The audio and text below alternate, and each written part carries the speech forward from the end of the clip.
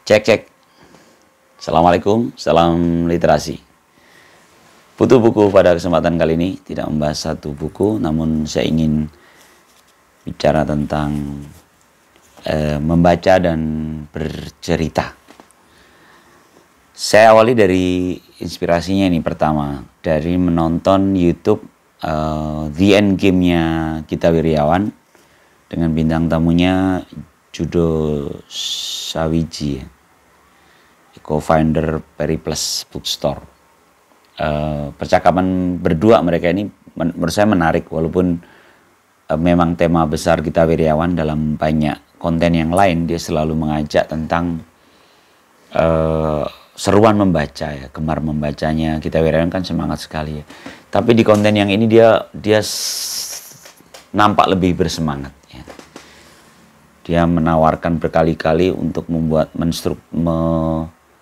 mengkonstruksi ulang secara sosial untuk membangun tradisi membaca. Itu dia ulang-ulang gitu. Dia ulang-ulang dalam percakapannya itu. Berarti dia semangat betul gitu. Dan dalam percakapan mereka berdua itu ada dua kata yang ini saya putuskan jadi judul kita pada Putu Buku pada kesempatan ini, yaitu membaca dan bercerita. Jadi selain gemar membaca, menurut Gita Wirjawan dan Judo ini, kita perlu pencerita atas apa yang kita baca. Mereka menawarkan bagaimana kalau sampai dengan level keluarga, tradisi ngobrol di meja makan, itu bahasanya adalah buku, dan atau mentradisikan books club di banyak tempat untuk sharing tentang buku yang mereka baca gitu. Tentu ini menarik karena sudah di Bekasi, saya bergabung di Bekasi Books Club itu sudah punya kegiatan rutin setiap 2 pekan sekali, judulnya sharing buku yang lo baca. Sebenarnya ini berarti udah nyambung dengan semangatnya Gita Wirjawan. Jadi sharing aja, nggak usah merasa terbebani sebagai satu bedah buku, tapi yang penting kamu cerita aja buku yang kamu baca. Dan ternyata itu sangat membantu dalam meningkatkan minat baca kita. Saya termasuk yang sangat termotivasi ya, karena beberapa buku yang saya beli itu adalah buku-buku yang pernah dibahas dalam acara sharing buku yang lo baca bersama Bekasi Books Club. Dan itu berarti seruan Gita Wirjawan ini seruan yang sangat masuk akal dan bisa kita laksanakan. Tentu ini tidak akan signifikan tanpa struktur ya, perubahan secara struktural, bahwa mungkin di kebijakan pemerintah dan sebagainya yang turunannya apa masuk dalam kurikulum dengan langkah-langkah yang konkret, tentu ini akan jauh lebih efektif ya. Tapi ini bagian dari yang diserukan oleh Gita Wirjawan untuk mengkonstruksi ulang secara sosial gitu, tradisi gemar membaca itu. Oke, itu yang pertama. Yang kedua, mimpi. Saya memang punya kebiasaan bermimpi itu kadang terlalu serius gitu, sehingga bangun tidur itu masih nempel gitu. Kemarin ini sebenarnya 2 hari yang lalu lah, saya mimpi saya ada dalam satu keluarga, tapi saya bukan kepala keluarga gitu. Jadi saya hanya bagian dari keluarga itu, dan bukan masa kecil saya juga gitu. Jadi ya namanya juga mimpi ya. Jadi saya kecampur-campur gitu. Saya dalam keluarga, tapi ada kakak saya ini juga ada di situ, dan yang lainnya saya nggak terlalu kenal tokoh-tokohnya. Tapi yang jelas ceritanya di mimpi saya itu ada keluarga lain, anak keluarga lain yang dititipkan di rumah kami, sehingga kami berinteraksi gitu. Seorang yang sudah remaja dan satu lagi balita gitu. Sebenarnya ini mimpinya, ceritanya biasa banget ya, dan saya lupa detailnya karena ya namanya mimpi ya. Cuman yang menarik itu di ending mimpi saya sebelum saya terbangun itu, percakapan kami di mimpi itu tuh menyepakati ini, bahwa ternyata kan ini ceritanya ada anggota keluarga lain yang ikut di kami gitu ya, dan ternyata itu punya semacam tradisi-tradisi yang berbeda gitu, tradisi yang berbeda dari setiap keluarga, dan terpaksa kami di dalam mimpi itu saling berinteraksi gitu ya. Nah yang menarik ketika saya bangun, saya justru kepikiran, oh sebenarnya kalau kita ini secara komunal, kita itu sebenarnya seperti apa sih gitu. Sebenarnya dasar hidup kita itu apa sih? Apa ya namanya ya? Ya tadi tradisi kayak contoh di mimpi saya tadi kan setiap keluarga beda. Waktu itu kami berbeda dengan yang dititipkan itu. Si anak itu berbeda terus kita saling berinteraksi. Nah sekarang kalau dalam kehidupan kita sehari-hari kita ini dasarnya apa sih sebenarnya gitu. Tentu saya hubungkan dengan yang disampaikan kita Wiryawan dan Judo tadi tentang literasi tadi. Kalau dari sudut pandang agama, karena kebetulan setelah itu ada percakapan menarik di salah satu grup ya, grup Santu Literasi tentang persiapan kegiatan kami di bulan Ramadan. Dan ada usulan yang cukup kuat tentu memperbanyak membacanya, bukan membaca buku tapi membaca Al-Quran gitu. Kan ini menjadi seru ya, tradisi literasi. Apakah membaca buku di luar Al-Quran itu menjadi kurang utama karena ada masuk di bulan Ramadan gitu kan, jadinya seperti masalah yang bisa diperbincangkan gitu. Nah, umat kita ini, umat manusia di akhir zaman, saya pakai sudut pandang Islam saja ya. Jadi umat Islam atau umat manusia di akhir zaman ini sebenarnya dasarnya apa sih gitu? Dasar hidup, dasarnya itu apa? Kayak misalnya gini, ada orang yang suatu masyarakat yang sangat, atau satu keluarga lah ya, dia pengusaha dan anaknya itu dari kecil menjadi tradisi pengusaha gitu, sehingga cara berpikir margin, dia jago nyari celah dalam peluang dalam usaha gitu kan. Atau keluarga yang latar belakang backbone-nya, platform dasarnya itu misalnya olahraga misalnya, maka tentu dia dari kecil dia akan merutinkan olahraga dan bahkan menjadi atlet. Misalnya kan ada kasusnya kalau di bukunya Ring ya, The Ring. Itu kan cerita tentang bagaimana kaum generalis menjadi spesialis gitu ya, atau generalis sukses. Ya. Terus dia membandingkan seorang Tiger Woods ya, pemain golf itu yang ternyata dari sangat kecil, dia yang anak-anak temennya masih belajar jalan, belajar lari, dia sudah belajar mukul golf gitu. Sehingga wajar ketika dia dewasa dia menjadi olahraga golf yang luar biasa gitu. Jadi kan latar belakang satu keluarga itu mempengaruhi itu kan. Dia olahraga, dia pengusaha gitu. Itu mencetak si manusia dalam satu keluarga itu. Nah sekarang kalau secara umum, ya tadi saya kembali ke masyarakat atau umat manusia di akhir zaman itu sebenarnya apa sih gitu. Kalau di zaman Nabi Musa, mukjizatnya tongkat, karena di saat itu saat politis sekali pertarungan kekuasaan antara Musa dengan Fir'aun misalnya. Atau di Nabi Yusuf dengan keahliannya berhitung, memanage satu negara. Atau Isa yang bisa menghidupkan orang yang udah mati gitu kan. Mujizat-mujizat itu para nabi-nabi sebelum Nabi Muhammad. Nah, nabi yang terakhir ini justru mendapat mujizatnya itu Al-Quran gitu. Ini menarik ya, berarti sebenarnya umat akhir zaman itu secara apa ya, platform dasarnya gitu. Atau kalau lukisan itu ini warna dasarnya itu adalah Quran. Quran itu bacaan gitu. Secara etimologis Quran itu bermakna bacaan. Jadi sebenarnya kalau ini nyambungin dengan obrolan kita Wiryawan dan Yudo tadi, jangan-jangan umat di akhir zaman itu memang idealnya adalah makhluk literasi gitu. Karena dia memang disetting sama Tuhan pun yang menciptakan kita di akhir zaman. Mujizatnya Nabi di akhir zaman itu justru bacaan gitu. Saya membayangkan nanti kalau ke semua aspek kehidupan kita basisnya adalah ilmu gitu. Basisnya adalah pengetahuan, karena memang tipikal, bisa jadi tipikal otak kita, tipikal tubuh kita, tipikal cara berpikir, cara bersikap kita itu mungkin memang makhluk literasi gitu. Ya nggak sih? Nah karena itulah saya jadi mengumpulkan. Jadi mungkin kalau mau putu buku hari ini malah justru ngebahas ini ya. Ngebahas Al-Quran. Saya jadi bongkar-bongkar ayat-ayat dalam Al-Quran yang terkait literasi itu. Yang ini saya pakai urutannya nggak urutan di dalam Al-Quran ya, tapi justru urutan versi yang saya tangkap kemarin sih setelah bangun dan mendapatkan mimpi itu ya. Yang pertama adalah Mujadalah ayat 11. Itu Allah berfirman, yarfa'illahu alladhina amanu minkum waladhina utul ilma darajat. Jadi Allah itu mengangkat orang-orang yang beriman satu, dan orang-orang yang mempunyai ilmu dia beberapa derajat. Ya, darajat itu dia jamak, jadi beberapa derajat. Artinya orang yang punya ilmu itu memang berbeda dengan orang yang punya ilmu gitu. Ya kan? Jadi ini level gitu, leveling. Berbeda gitu. Memang setelannya beda kalau orang yang punya ilmu dan orang yang nggak punya ilmu. Kemudian Az-Zumar ayat 9. Hal yastawi ladina ya'lamuna wal ladina la ya'lamun inama yadhkurun ulul albab. Yatadzakkaru ulul albab. Apakah sama orang yang tahu atau orang yang punya ilmu dengan orang yang tidak punya ilmu? Apakah sama? Ini kan pertanyaan retorik ya. Ya berarti nggak sama gitu. Orang yang punya ilmu dan orang yang tidak punya ilmu itu berbeda.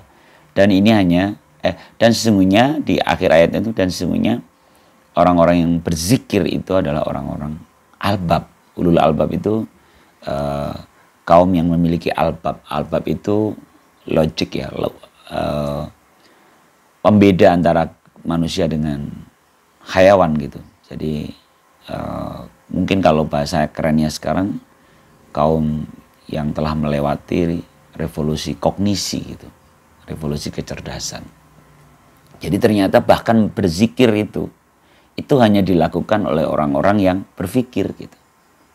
Kan kalau ulul albab kita samakan dengan terjemahan tadi, revolusi kognisi, yang telah mengalami pencerahan, telah mengalami tradisi berpikir, maka kan zikir itu inama itu hanya dilakukan oleh orang-orang yang berpikir gitu. Jadi zikir itu hanya orang yang berpikir. Nah ini menarik ya. Nanti saya mau menjawab tadi pertentangan antara apakah di bulan Ramadan ini kita berhenti membaca yang lain, kita utamakan membaca Al-Quran gitu, dengan bahwa sejatinya kita memang kaum literasi gitu. Bahkan Quran itu adalah ayat-ayat literasi, dorongan untuk menjadi untuk terus membaca, tradisi membaca. Oke, tak tambahin aja ayatnya aja, dua ayat lagi lah, biar dua kelompok ayat lagi gitu. Jadi yang berikutnya Al-Alaq 1 sampai 5 ya. Kalau ini sekalian satu paket karena ini kelompok ayat yang diturunkan di awal Al-Qur'an diturunkan. Iqra bismi rabbikal ladzi khalaq, khalaqal insana min 'alaq, iqra wa rabbukal akram alladzi 'allama bil qalam, 'allamal insana ma lam ya'lam. Bacalah dengan nama Tuhanmu yang menciptakan manusia dari segumpal darah. Bacalah dengan nama Tuhanmu yang maha mulia, yang mengajarkanmu dengan kolam, pena, dengan pena. Berarti kan menulis ya. Allamal insana ma lam ya'lam, mengajarkan manusia atas apa yang tidak dia ketahui. Ini menurut saya beberapa ayat literasi yang sangat fundamental, bahkan diturunkan di awal. Apa artinya? Berarti ini penting gitu. Mengapa ayat-ayat ini diturunkan di awal gitu? Berarti ini penting. Berarti memang membaca itu penting. Dan selain membaca adalah kolam itu pena, berarti menuliskannya gitu. Atas apa-apa yang kita cari tahu kita tuliskan. Jadi ini kan tradisi literasi ya, membaca dan menulis. Menulis tentu menceritakan. Nanti nyambung lagi dengan yang disarankan sama kita Wiryawan tadi, membaca dan bercerita. Oke, kita tambahkan lagi. Ini sebenarnya lebih fundamental lagi di awal penciptaan. Kalau tadi ayat pertama-tama yang diturunkan ke Nabi Muhammad, nah sekarang justru ayat tentang bagaimana penciptaan Nabi Adam. Ya. Al-Baqarah ayat 31. Wa 'allamal Adamal asma'a kullaha tsumma 'aradahum 'alal malaikah faqala ambi'uni bi asma'i haula in kuntum shadiqin. Lalu diajarkan pada Adam itu beberapa kata, semua nama-nama.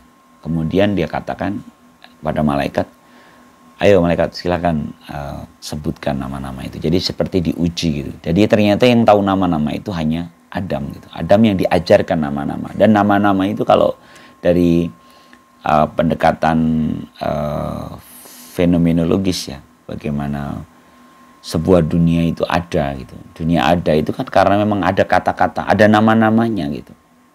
Kita nggak bisa mengatakan batu ketika kita tidak memberi otak kita tidak berpikir tentang batu. Ketika kita nggak punya nama atas benda keras yang disebut batu itu kan. Jadi ini fenomenologis nih. Nama itu penting sekali dalam revolusi kognisi manusia gitu. Karena tanpa memberi nama atas benda-benda itu, kita nggak bisa mikirin benda-benda itu. Kita bilang langit itu biru, sementara kita nggak ngerti makna biru. Ya berarti di kepala kita nggak ada langit itu biru gitu. Karena itu kalau dalam pendekatan fenomenologis, dunia itu ada diciptakannya atau ada di kepala kita sejak kita memberi nama atas dunia itu. Jadi asal mula dunia adalah kata katanya kalau dalam pendekatan fenomenologis. Kan ini menarik ya. Berarti sejak penciptaan Adam itu yang membedakan Adam dengan manusia lain, karena kalau di perbincangan Allah dengan malaikat dalam rangkaian surat Al-Baqarah 30 sampai dengan 35 kalau nggak salah ya. Itu tentang itu. Ketika malaikat mempertanyakan, apakah engkau ya Allah akan menciptakan manusia yang merusak bumi dan menumpahkan darah? Berarti kan ada manusia lain sebelum Adam. Dan sebenarnya kalau dirunut ke belakang dalam pendekatan teori evolusi memang ada homo-homo lain sebelum homo sapien gitu. Dan membedakan homo sapien dengan homo-homo lain itu adalah homo erectus dan teman-temannya ya. Itu adalah revolusi kognisi gitu. Revolusi kognisi itu tiba-tiba kita ngerti, kita cerdas. Tiba-tiba kita menjadi makhluk literasi tadi. Dan itu dimulai dari diajarkannya Adam oleh Allah. Jadi ketika diajarkan ada kata-kata, ada di kepala kita, maka kita mengerti, kita tahu ada kata, lalu mulailah menuliskan dengan apa yang kita pikirkan tadi. Simbol-simbol itu kita tuliskan dalam aksara menjadi kata-kata. Lalu kata-kata itu kenapa harus ditulis? Agar dibaca oleh manusia lain setelah kita gitu. Makanya kalau kata Pramudia Anantatur kan kegiatan menulis adalah mengabadikan pikiran kita. Jadi kita bisa abadi dengan menuliskan karena tulisan kita ini akan dibaca oleh generasi setelahnya. Ini literasi banget gitu. Jadi sebenarnya ada berapa tuh? 2, 3, 4, 5. Ya 5 penggalan ayat dan beberapa ayat. Kumpulan ayat ya. Penggalan dan kumpulan ayat tadi saya sampaikan dalam Al-Quran itu sebenarnya sudah sangat membuktikan bahwa Al-Quran adalah kitab suci literasi yang mendorong kita berliterasi. Pertanyaannya akhirnya menjadi ironi ketika kita masih mempertanyakan apakah tadi misalnya dibandingkan keutamaan tadi ya, membaca Al-Quran harus khatam 5 kali dalam sebulan gitu. Tapi kita nggak membaca buku apapun gitu. Atau kita tidak, ya ini sebenarnya obrolan-obrolan sederhana ketika kita bicara tentang mungkin memang harus begitu karena Ramadan ini bulan Al-Quran. Kita paling tidak menghatamkan Al-Quran di bulan Ramadan ini. Saya pikir ini menjadi hal yang sangat basic gitu ya. Tapi selain itu, apakah kita tidak membaca buku lain? Iya kan? Kan jadi ironi kan? Kaum muslimin yang mendapatkan kitab suci Al-Quran itu sibuk membaca Al-Quran dengan bahkan ya beberapa teman kita itu nggak ngerti makna Al-Quran itu. Jadi dia baca seperti berzikir, zikirnya zikir mantra gitu ya, nggak ngerti artinya. Kalau zikir yang bagus kan ketika subhanallah kita membayangkan kemahasucian Allah. Ketika kita Allahu Akbar kita membayangkan kemahabesaran Allah. Itu kan kalau tahu maknanya. Ketika kita enggak, ya berarti kan kita hanya mantra, mengulang-ulang dan bahkan memberikan jarak kita antara tulisan dengan makna. Kan jadi ironi kan gitu. Sehingga tadi di penggalan ayat Az-Zumar tadi kan menarik ya, bagaimana hanyalah orang-orang yang ulul albab lah yang melakukan berzikir gitu. Jadi berzikir itu oleh ulul albab itu orang-orang yang telah melewati revolusi kognisi, yang dia adalah orang-orang yang berpikir. Jadi zikir adalah orang-orang yang berpikir. Dan zikir kita adalah dengan berpikirnya kita. Tentu saya tidak dalam rangka mempertanyakan teman-teman yang ingin khatam 5 kali dalam Ramadan. Tentu itu bagus sekali. Bahkan saya termasuk yang mengazamkan. Saya pikir sudah cukup lama minimal sekali khatam dalam bulan Ramadan. Bahkan di beberapa kesempatan dulu sampai 2 atau 3 kali. Kan sebenarnya itu mungkin banget gitu ya. Kalau kita disiplin bertilawah itu mungkin sekali kita bisa mengkhatamkan 2 atau 2 kali dalam 1 bulan dengan kesibukan kita ya. Dan tidak mengesampingkan tradisi literasi yang terus kita kembangkan. Nah, karena itulah saya terus ngotak-ngatik nih, karena kebetulan saya sudah membiasakan, kayaknya ada beberapa kali Ramadan sudah membiasakan diri untuk menganggap Ramadan sebagai satu sekolah gitu, satu sekolah buat saya pribadi. Lalu saya menciptakan tagline gitu ya untuk saya pribadi. Tahun lalu itu saya masih berpuisi, judulnya berpuisi itu beri makna puasa dengan berbagi inspirasi. Jadi setiap hari berbagi satu inspirasi gitu. Itu tahun lalu. Nah, tahun ini apa gitu? Saya sempat terpikir tapi tentu ini baru rencana ya. Toh masih ada waktu seminggu ya sebelum Ramadan. Saya bisa jadi berubah. Saya malah let it flow aja. Tidak ada yang ini bukan kurikulum yang kaku kok buat saya. Tapi yang terlintas saat ini tuh saya memberikan judul Ramadan saya di tahun ini adalah bulan puasa, bulan membaca. Bulan puasa, bulan membaca. Ayo cerita apa yang kita baca. Jadi ada tahapan berikutnya. Setelah membaca, kita bercerita. Formatnya bisa jadi seperti Bekasi Books Club dengan sharing buku yang lo baca. Atau putu buku yang sering saya, itu kan project personal saya. Putu buku itu kan hanya bagaimana interaksi putu dengan satu buku gitu. Nggak usah terlalu serius dalam membahasnya. Pokoknya gue baca buku, terus gue kepikiran ini. Baca buku kok kepikiran ini, buku ini gitu ya. Bisa jadi seperti itu. Atau bahkan, nih kalau teman-teman yang tadi, saya karena berdiskusi dengan teman-teman di beberapa komunitas tentang pentingnya tilawah Al-Quran di bulan Ramadan, sehingga teman-teman saya ini seperti mempertanyakan, lah mana sih Put, orang Ramadan kok malah lo ngajakin bedah buku gitu kan. Kalau misalnya memang berkeberatan dengan itu, mengapa nggak kita bahas juz yang kita baca misalnya, hubungkan dengan buku yang kita baca. Saya misalnya nih contoh sederhana, walaupun saya juga nggak tahu cara mengamalkannya, mungkin nggak waktunya gitu ya, tapi nggak ada masalah kalau kita udah rencanakan. Saya pikir ini menjadi semakin lama ke breakdown gitu kalau udah direncanakan. Contoh misalnya gini, saya ingin khatam 1 bulan itu sekali khatam, artinya apa? 1 hari 1 juz. Nah, kenapa tidak kita kurikulumkan saja? Hari pertama itu adalah ngobrol tentang isi juz pertama. Misalnya tentang Mathalum kama thalilati istauqadana rong falamma adaat ma khawlahu daballahu binurihim wa tarakahum fi dhulumatil la yubsirun. Misalnya tentang itu. Bagaimana seorang munafik itu yang diumpamakan orang-orang yang berjalan di tengah kegelapan malam dengan sangat gelap gitu. Dia nggak ngelihat apa-apa. Terus bagaimana kita bicara tentang cahaya? Bagaimana akhirnya kita nyari buku-buku tentang cahaya misalnya, tentang kegelapannya orang-orang munafik gitu, kegelapannya berdusta, bagaimana berdusta itu bisa beranak pinak. Itu kan banyak sekali referensi tentang itu. Ini baru contoh ya. Nanti di juz 2-nya apa, juz 3 apa. Terus setiap juz itu jadi ketika saya membaca, ini contoh ya, ini contoh yang sekali lagi ini baru lintasan pikiran, tapi sengaja saya tuangkan di sini, siapa tahu jadi lebih mudah untuk dijalankan gitu.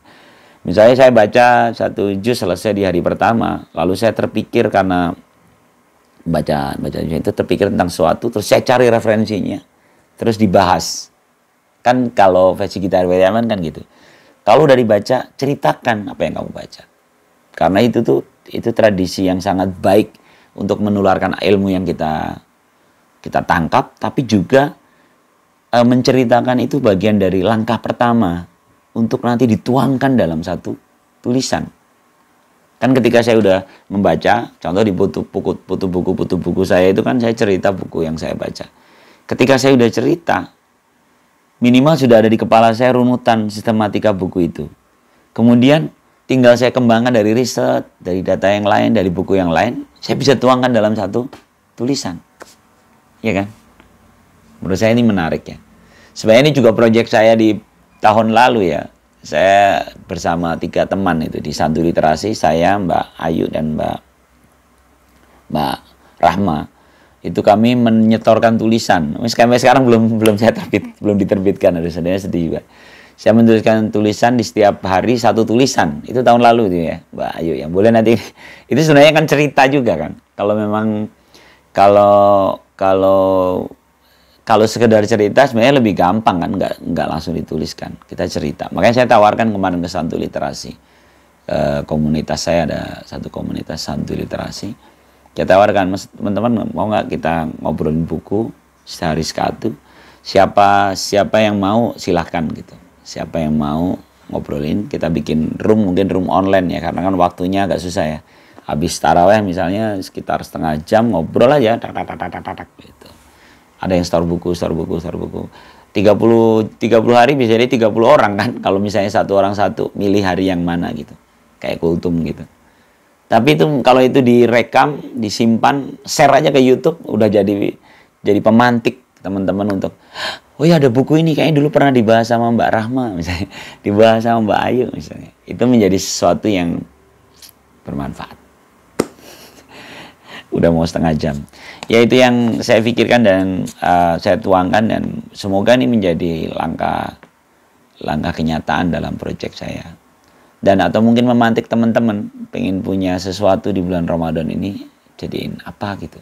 Karena saya kok berkeyakinan ya, semakin hari ya, dari tahun ke tahun saya bikin proyek Ramadan gini ya.